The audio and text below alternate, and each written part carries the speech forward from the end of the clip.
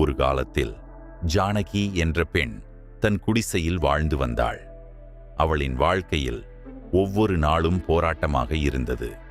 ஆனால் அவளுக்கு ஒரு எளிய புள்ளி நண்பனாயிருந்தது, ஒரு பழைய கடிகாரம். அந்த கடிகாரம் காலத்திற்குள் அவள் வேகத்திற்கு ஒத்துப்போகாது. நீங்கள் உங்கள் நேரத்தை உருவாக்க வேண்டும் என்று அது கூறும்போதெல்லாம் மறைத்து இடப்பட்டது. பழைய கடிகாரம் அவளுக்கு நேரம் என்பது ஒரு கண இயற்குறை என்று போதித்தது. அதில் ஒரு வினாடி கூட அதிகமாகவோ குறையாகவோ இல்லை. நேரத்திற்குள் ஆழமான உள்ளார்ந்த பெண்ணோடு ஜானகி இருந்தாள். அவளின் நேரம் பாசம் என்னும் நொடி கொண்டிருக்கிறது என்ற உணர்வு. அந்த பழைய கடிகாரம் காட்டியது வாழ்வின் உண்மை.